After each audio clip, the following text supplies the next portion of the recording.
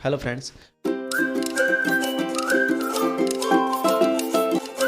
आज हम कक्षा 10वीं का पहला चैप्टर रासायनिक अभिक्रियाएं और समीकरण के बारे में डिस्कस करेंगे। जैसा कि हम देखते हैं कि हमारे चारों तरफ अनेक प्रकार के परिवर्तन होते रहते हैं। एक एग्जाम्पल लेके चलते हैं, कागज़ का फाड़ना। हमारे पास कागज़ का एक बड़ा टुकड़ा है। जैसे हम इसको फाड़ देते हैं तो हमारे पास कागज़ के दो छोटे टुकड़े आ जाते हैं। अब इनके अंदर क्या फ़र्क है? फ़र्क सिर्फ इतना ही है, ये कागज़ का बड़ा टुकड़ा है और ये कागज़ के दो छोटे छोटे टुकड़े।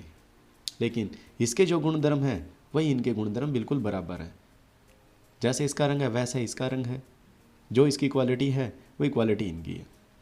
लेकिन अगर हम इसी कागज़ को अब जला देते हैं तो जलाने के बाद इस कागज़ की राख बन जाती है। अब कागज़ के गुणधर्म कुछ अलग हैं और इस राख के गुणधर्म कुछ अलग हैं। तो ये दोनों ही अलग प्रकार के परिवर्तन हैं। कागज़ का फाड़ना कुछ अलग प्रकार का परिवर्तन हो गया, कागज़ का जलना कुछ अलग प्रकार का परिवर्तन है।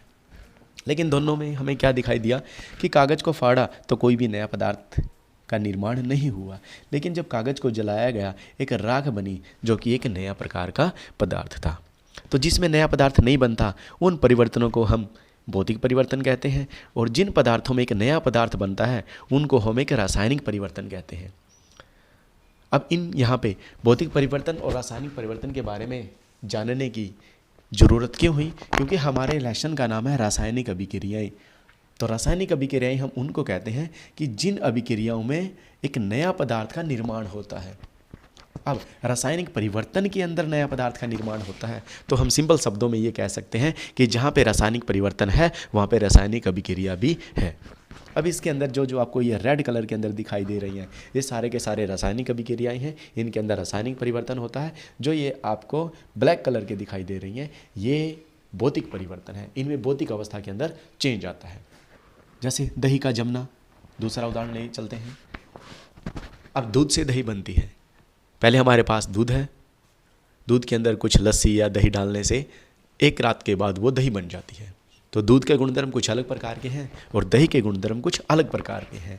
यानी दूध से जो दही बनी है वो एक अलग नया पदार्थ का निर्माण हुआ है। इसलिए हम कह सकते हैं कि ये भी एक रासायनिक अभिक्रिया का उदाहरण है। एक अलग एग्जाम्पल लेके चलते हैं। फॉर एग्जाम्पल मैग्नीशियम जब ऑक्सीजन के साथ अभिक्रिया करता है तो एक नया पदार्थ मैग्नीशियम ऑक्साइड बना लेता है। अब जो आपस में अभिक्रिया करते हैं यानी जिन पदार्थों के अंदर परिवर्तन आता है उन्हें हम अभिकारक कहते हैं, और इनमें रासायनिक परिवर्तन होने के बाद जो एक नया पदार्थ बनता है उनको उत्पाद कहते हैं। यानी जो रासायनिक अभिक्रियाएं हैं वो दो चीज़ों से मिलकर बनी होती है, एक अभिकारक और दूसरा उत्पाद।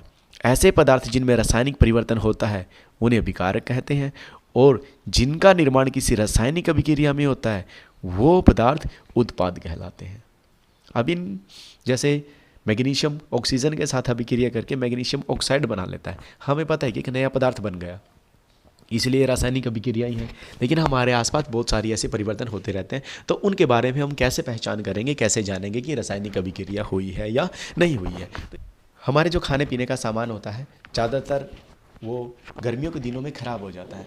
उनके अंदर उनके स्वाद के अंदर बदलाव आ जाता है, उनके रंग में परिवर्तन हो जाता है। तो ऐसा इसलिए हुआ है क्योंकि उनका रासायनिक अभिक्रिया हुआ है, रासायनिक परिवर्तन हुआ है। अब इन रासायनिक अभिक्रियाओं को दो तरीके से दर्शाया जाता है, एक शब्द समीकरण के द्वारा, एक रासायनिक समीकरण के द्वारा। शब्द समीकरण में सिंपल शब्दों का उपयोग करके हम उस अभिक्रिया को लिख सकते हैं। जैसे मैग्नीशियम ऑक्सीजन के साथ अभिक्रिया कर रही है, मैग्नीशियम ऑक्सीजन अभिकारक है, तो पूरा जैसे हम हिंदी में लिखते हैं शब्द के रूप में मैग्नीशियम ऑक्सीजन पूरा लिखेंगे, और ये एरो से जो बाईं तरफ होता है वो अभिकारक, उसके दाईं तरफ जो होता है वो उत्पाद। तो ऐसे मैग्नीशियम ऑक्साइड। लेकिन इसी को जब हम रासायनिक समीकरण लिखेंगे तो मैग्नीशियम को Mg से निरूपित करते हैं, ऑक्सीजन को O2 से निरूपित करते हैं। जब ये दोनों आपस में अभिक्रिया करेंगे तो मैग्नीशियम ऑक्साइड MgO बनेगा। तो इस प्रकार के समीकरण को हम शब्द समीकरण कहते हैं और इस प्रकार के समीकरण को रासायनिक समीकरण कहते हैं।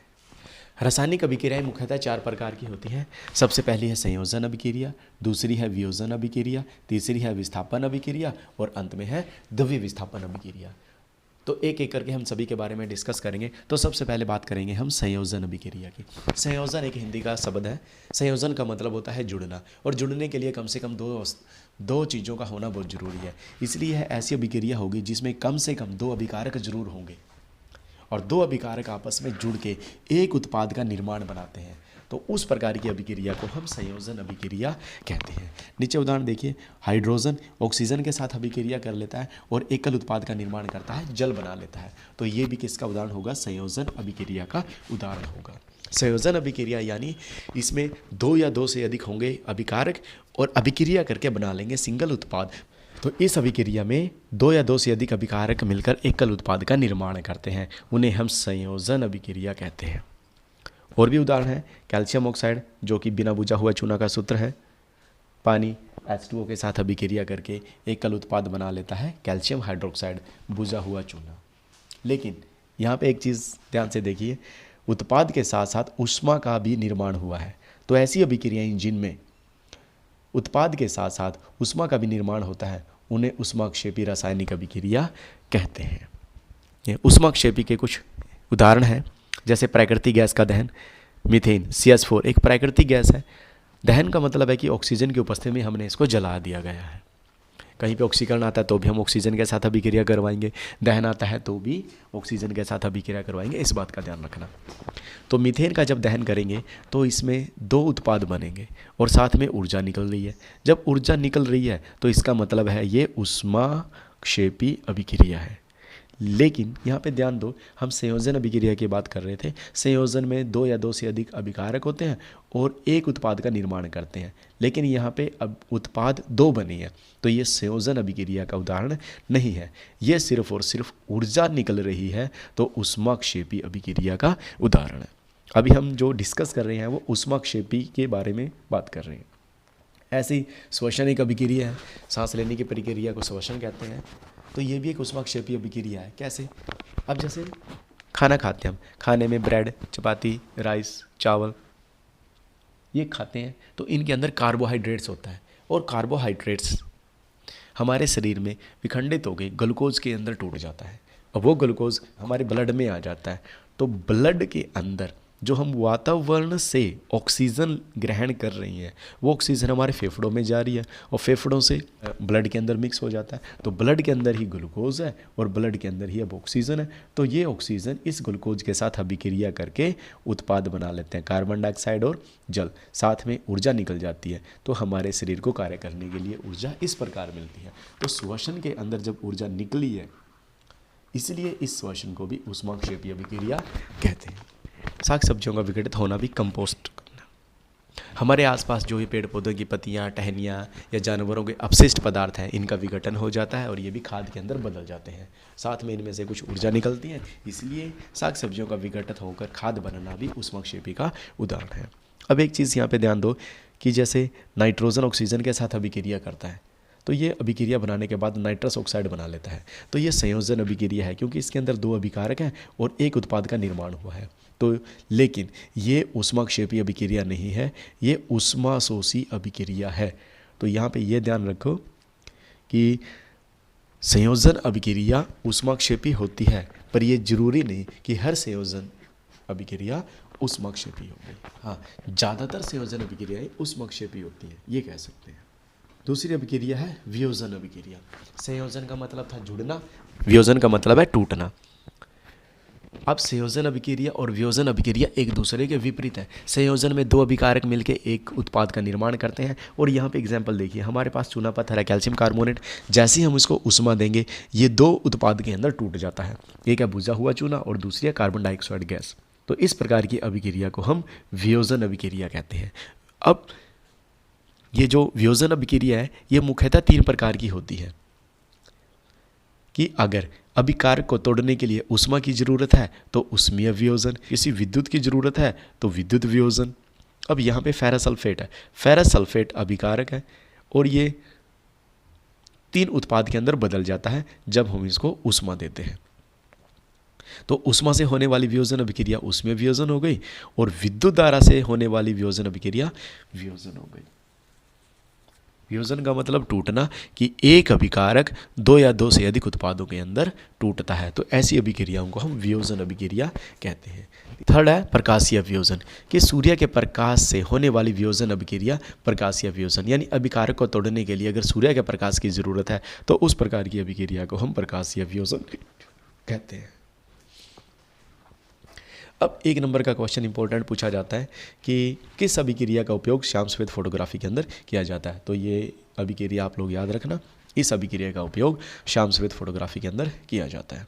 अब आप लोगों ने एक चीज़ देखी होगी कि अभिकारक को तोड़ने के लिए ऊष्मा की ज़रूरत है, सेम यहाँ पे इसको तोड़ने के लिए विद्युत की ज़रूरत है, इनको तोड़ने के लिए सूर्य के प्रकाश की ज़रूरत है, तो हर बार हमें ऊष्मा की ऊर्जा की ज़रूरत है। तो ऐसी अभिक्रियाएं जिनमें ऊष्मा की आवश्यकता होती है, ऊर्जा की आवश्यकता होती है, उन्हें ऊष्माशोषी अभिक्रिया कहते हैं। नेक्स्ट है विस्थापन अभिक्रिया। विस्थापन का मतलब होता है हटाना। अब यहाँ पे एग्जाम्पल पे ध्यान दो। पहले कॉपर सल्फेट लोहे के साथ अभिक्रिया करता है, और ये लोहा, यहाँ पे ध्यान दो, इस लोहे ने इस कॉपर को यहाँ से हटा दिया और उसकी जगह फेरस सल्फेट बन गया और कॉपर अलग निकल गया। अब जैसे एक भारी वस्तु हल्की वस्तु को बड़ी आसानी से हटा देता है, एक मजबूत इंसान कमज़ोर इंसान को उसको रास्ते से हटा देता है, एक साइड कर देता है, ठीक वैसे ही यहाँ पे हम इनकी शक्ति देखेंगे, लेकिन इनकी शक्ति अभिक्रियाशीलता से देखते हैं, और अभिक्रियाशीलता पता लगता है सक्रियता श्रेणी से। कोई जितना ज़्यादा अभिक्रियाशील होगा वो कम क्रियाशील को वहाँ से रासायनिक अभिक्रिया के दौरान उसको हटा देगा। तो ये सक्रियता श्रेणी आपको याद रखनी पड़ेगी। ये जो सक्रियता श्रेणी का जो ट्रेंड है ये घटते क्रम में है, यानी ऊपर वाले की पोटेशियम की क्रियाशीलता सक्रियता सबसे ज़्यादा होगी और गोल्ड की सक्रियता सबसे कम होगी, यानी ऊपर वाले अपने से नीचे वालों को हमेशा विस्थापित करते रहेंगे। तो यहाँ पे लोहा और कॉपर, तो लोहा कॉपर से अधिक क्रियाशील है, इसलिए लोहा फेरस कॉपर को आसानी से यहाँ से हटा देगा, तो फेरस सल्फेट बना लेगा। यहाँ पे 2 नंबर का क्वेश्चन पूछा जाता है कई बार कि कॉपर सल्फेट के विलयन के अंदर अगर आप ये लोहे की कील डुबो देते हैं तो क्या परिवर्तन देखते हो। तो कॉपर सल्फेट का कलर ब्लू होता है, नीला। तो जब लोहे की कील इसके अंदर हम डालते हैं थोड़ी देर बाद अभिक्रिया होनी शुरू हो जाती है। लोहा अधिक क्रियाशील होने की वजह से इस कॉपर को यहाँ से विस्थापित कर देता है और फेरस सल्फेट बन जाता है। तो फेरस सल्फेट का जो रंग होता है वो हल्का हल्का सा भूरा रंग होता है, लाइट ब्राउन कलर बन जाता है, यानी ये सब कुछ हुआ है विस्थापन अभिक्रिया की वजह से। अब यहाँ पे एक एग्जांपल और देखते हैं हम। जिंक है, कॉपर सल्फेट के साथ अभिक्रिया कर लेता है। अब सक्रियता श्रेणी के अंदर जिंक आता है और लास्ट में नीचे आता है कॉपर। तो जिंक कॉपर से अधिक क्रियाशील है, इसलिए जिंक सल्फेट बना लेगा और कॉपर को यहाँ से विस्थापित कर देगा। सेम यहाँ पे कॉपर है और जिंक सल्फेट के साथ अभिक्रिया करता है, तो बताओ क्या बनेगा।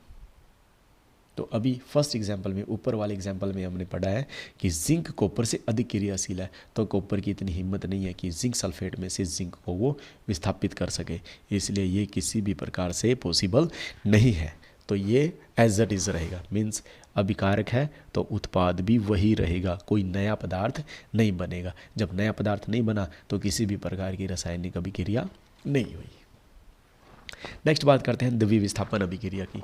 द्वि, देखो विस्थापन तो वही है, विस्थापन होगा, एक पदार्थ दूसरे पदार्थ को हटाएगा, लेकिन द्वि का मतलब है कि दो पदार्थ आपस में एक दूसरे को हटाएंगे, यानी अभिकारकों के जो आयन है उनके आयनों का आदान प्रदान होगा। अगर उनके आयनों का आदान प्रदान किसी अभिक्रिया में देखने को मिलता है तो उस प्रकार की अभिक्रिया को हम द्वि विस्थापन अभिक्रिया कहते हैं।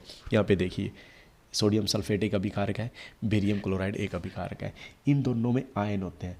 जो पहला आयन होता है ज़्यादातर वो हर केस में धन आयन पाया जाता है, सल्फेट ये ऋण आयन है। सेम ऐसे ही ये यौगिक है बेरियम क्लोराइड, जो पहला आयन है वो धन आयन है और जो दूसरा आयन है वो ऋण आयन है।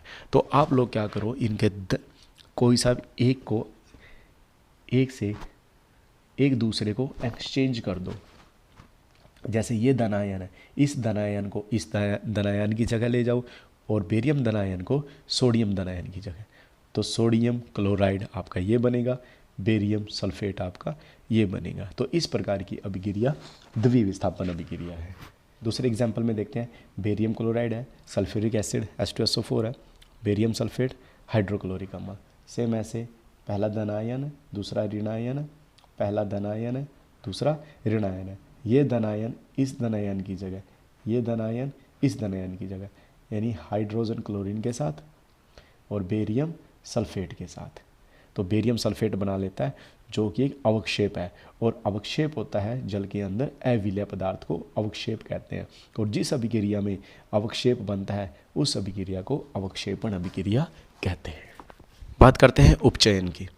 एग्जाम्पल देखो, कॉपर ऑक्सीजन, ये अभिकारक है, आपस में अभिक्रिया करके कॉपर ऑक्साइड बना रहे हैं। यहाँ पे ध्यान दो, दो अभिकारक हैं, दोनों मिलके एक उत्पाद का निर्माण कर रहे हैं, तो इसका मतलब ये संयोजन अभिक्रिया है।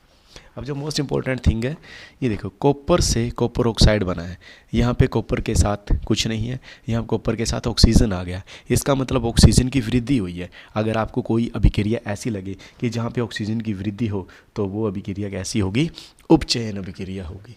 यहाँ पे आपके पास ऑक्सीजन है, लेकिन कुछ केसेस में हाइड्रोजन होता है, तो वहाँ पे हाइड्रोजन की कमी देखनी है। अगर हाइड्रोजन की कमी हो और ऑक्सीजन की वृद्धि हो, तो उस अभिक्रिया को हम उपचयन अभिक्रिया कहते हैं। जस्ट दूसरी अभिक्रिया होती है अपचयन। अपचयन इस उपचयन की उल्टी है। जैसे संयोजन की उल्टी थी वियोजन, वैसे ही उपचयन की उल्टी है अपचयन। अपचयन के अंदर ऑक्सीजन की कमी होगी और हाइड्रोजन की वृद्धि होगी। अगर किसी अभिक्रिया में ऐसा लगता है कि किसी पदार्थ के अंदर ऑक्सीजन की कमी हुई है या हाइड्रोजन की वृद्धि हुई है, तो वो हम बोलेंगे कि उसका अपचयन हुआ है। अब कुछ उदाहरण की सहायता से हम इस कंसेप्ट को और अच्छी तरीके से समझते हैं। यहाँ पे कॉपर ऑक्साइड्स है, हाइड्रोजन के साथ अभिक्रिया करके कॉपर और जल बना लेता है। तो यहाँ पे कॉपर ऑक्साइड से कॉपर बना है, यहाँ पे ऑक्सीजन है और यहाँ पे ऑक्सीजन नहीं है। इट मीन्स ऑक्सीजन की कमी है। तो जहाँ पे ऑक्सीजन की कमी होती है उनको हम अपचयन कहते हैं। यहाँ पे हाइड्रोजन है, हाइड्रोजन से H2O बना है, इट मीन्स ऑक्सीजन की वृद्धि हो गई। जब ऑक्सीजन की वृद्धि है तो उपचयन है। आपसे एक चीज़ और पूछी जाती है कि उपचयित पदार्थ कौन से हैं और अपचयित पदार्थ कौन से हैं। जब भी उपचयित और अपचयित पदार्थ की बात हो तो हम सिर्फ और सिर्फ अभिकारक के बारे में बात करेंगे। तो जिस अभिकारक का अपचयन हुआ है वो अपचयित पदार्थ है, जिस पदार्थ का उपचयन हुआ है वो उपचयित पदार्थ होगा। तो उपचयित पदार्थ, हाइड्रोजन का उपचयन हुआ है तो हाइड्रोजन जो अभिकारक है वो उपचयित पदार्थ है। कॉपर ऑक्साइड का अपचयन हुआ है तो जो कॉपर ऑक्साइड अभिकारक है उसका अपचयित है, अपचयन हुआ है तो अपचयित पदार्थ है।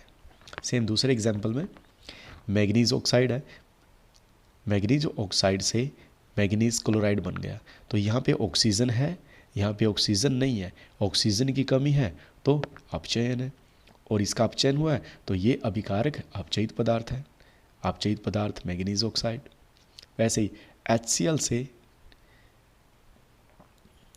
से Cl2 बना है, यहाँ पे हाइड्रोजन है, यहाँ पे हाइड्रोजन नहीं है, हाइड्रोजन की कमी है, हाइड्रोजन की कमी है तो उपचयन है। और HCl का उपचयन हुआ है तो HCl क्या होगा? उपचयित पदार्थ होगा। अभी आप लोगों ने ये एग्जाम्पल देखे, इनमें देखा होगा कि एक ही रासायनिक अभिक्रिया के अंदर अपचयन भी है उपचयन भी है। सेम इसके अंदर उपचयन भी है अपचयन भी है। तो ये कहना ठीक रहेगा कि जहाँ पे भी अपचयन है वहाँ पे उपचयन अवश्य मिलेगा, और जहाँ पे उपचयन है वहाँ अपचयन भी अवश्य मिलेगा। तो कोई भी अभिक्रिया ऐसी नहीं है कि अपचयन तो है और उपचयन नहीं है, यानी ये एक दूसरे के बिना नहीं रह सकते। अगर उपचयन है तो उस रासायनिक अभिक्रिया में अपचयन भी होगा, और ऐसी अभिक्रिया जिसमें उपचयन और अपचयन दोनों होते हैं उस अभिक्रिया को रेडॉक्स अभिक्रिया कहते हैं। यानी अभिकारक उपचयित भी होगा और अपचयित भी होगा। तो दो या दो से अधिक जब अभिकारक होते हैं तो एक अभिकारक उपचयित और दूसरा अभिकारक उपचयित, और ऐसी अभिक्रियाओं को रेडॉक्स अभिक्रिया कहते हैं। तो ये जो उपचयन और अपचयन है हमारे दैनिक जीवन में भी है। फॉर एग्जांपल जैसे संक्षारण, संक्षारण का मतलब है जंग लगना।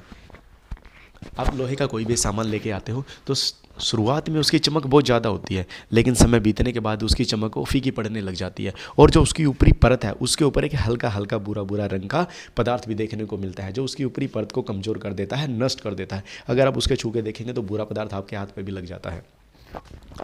तो ये है जंग, रस्टिंग ऑफ आयरन, जंग लग गया है। जंग क्यों लगा है? क्योंकि जो धातुएं होती हैं अपने आसपास के अम्ल, आर्द्रता आदि के संपर्क में आ जाती है और संक्षारित हो जाती हैं। इसी प्रक्रिया को हम संक्षारण कहते हैं। यह संक्षारण सिर्फ और सिर्फ लोहे के ऊपर नहीं लगता, किसी भी प्रकार की धातु हो सकती है उसके ऊपर यह संक्षारण लगता है। हाँ, लेकिन जिनकी जो अभिक्रियाशीलता सबसे कम होती है, जैसे सोना हो गया, प्लेटिनम हो गया, इनके ऊपर कभी भी जंग नहीं लगता, क्योंकि ये निष्क्रिय धातु हैं, इनकी क्रियाशीलता बिल्कुल कम है। ये ऑक्सीजन के साथ अभिक्रिया नहीं करती, इनका उपचयन नहीं होता। जो संक्षारण है वो उपचयन होने की वजह से होता है। अगर उपचयन होगा किसी धातु का तो उसके ऊपर संक्षारण जरूर होगा, जंग जरूर लगेगा। जैसे लोहे के ऊपर तो भूरे रंग की परत आ जाती है, उसी को हम संक्षारण कहते हैं। चांदी के देखी होगी, चांदी लेडीज़ जब पहनती हैं तो कुछ दिनों बाद उनका रंग काला पड़ जाता है, तो वो संक्षारित हो जाती हैं। कॉपर के बर्तन देखे होंगे, तांबा के बर्तन आप लोगों ने देखे होंगे, कुछ दिनों के बाद उनके ऊपर हरी हरी हल्के हरे रंग की परत जम जाती है, तो इसका मतलब उनका ऊपर भी संक्षारण हुआ है। ये पूछ लेते हैं कि चांदी के ऊपर जो संक्षारण का रंग कैसा होता है, तांबे के ऊपर संक्षारण का रंग कैसा होता है, ये एमसीक्यू क्वेश्चंस के लिए बहुत इंपॉर्टेंट बनते हैं। नेक्स्ट है विकृत गंधिता। विकृत गंधिता का मतलब है कि जो हमारे खाद्य पदार्थ होते हैं वसायुक्त तैलीय, तो उनका उपचयन हो जाता है, वायु के साथ संपर्क में आते ही वो खराब होने लग जाते हैं, उनका रंग में परिवर्तन आ जाता है, उनके स्वाद में परिवर्तन आ जाता है, तो हम कह सकते हैं कि वो विकृत गंधी हो चुके हैं। तो इस प्रक्रिया को विकृत गंधिता कहते हैं। लेकिन इस विकृत गंधिता को हम रोक सकते हैं, इसके लिए हमें कुछ सावधानियां बरतनी पड़ेंगी। एक तो जो हमारे खाना पीने का खाद्य पदार्थ होता है उनको हमने एयर टाइट वायुरोधी बर्तन में रखना पड़ेगा। दूसरा, कुछ ऐसा सामान उनके अंदर डालना पड़ेगा जो उसको खराब होने से बचा सके, प्रतिऑक्सीकारक। जैसे हम अचार डालते हैं तो अचार जब डालते हैं तो उनके अंदर सोडियम बेंजोएट डाल देते हैं, नमक डालते हैं, मुरब्बा बना रहे हैं जैसे सेब के अंदर, आंवला के अंदर चीनी का घोल डाल देते हैं, तो प्रतिऑक्सीकारक के रूप में काम करते हैं, तो उसको ख़राब होने से बचा देते हैं। आप एक सेब लीजिए, उस सेब को कुछ दिनों के लिए रख दीजिए, ख़राब हो जाएगा। लेकिन अगर आप उसी सेब को काट के किसी डब्बे में रखेंगे और चीनी के घोल में डुबो के रखेंगे तो वो सेब कई महीनों तक ख़राब नहीं होगा, क्योंकि वो चीनी का घोल है, वो उसमें प्रतिऑक्सीकारक का काम कर रहा है, उसको ख़राब होने से बचा रहा है, उसका उपचयन होने से रोकता है। ठीक है, वैसे ही आप लोगों ने चिप्स के पैकेट देखे होंगे, उसमें आपके चिप्स कम निकलते हैं, नाइट्रोजन गैस ज़्यादा निकलती है, गुस्सा तो आता है, लेकिन क्या करें, उसको बचाने के लिए नाइट्रोजन का होना वहाँ पे ज़रूरी है। अगर नाइट्रोजन नहीं होगी तो वो चिप्स जो खराब हो जाएंगे। साथ में हम शीतलन द्वारा, शीतलन मतलब रेफ्रिजरेटर के अंदर टेम्परेचर कम करके भी वस्तुओं को खराब होने से बचा सकते हैं, उसका उपचयन होने से रोक सकते हैं। आशा है कि आपको ये वीडियो ज़रूर पसंद आई होगी, और आपको ये वीडियो अच्छी लगी हो तो प्लीज़ लाइक करें, शेयर करें और सब्सक्राइब करें। Thank you.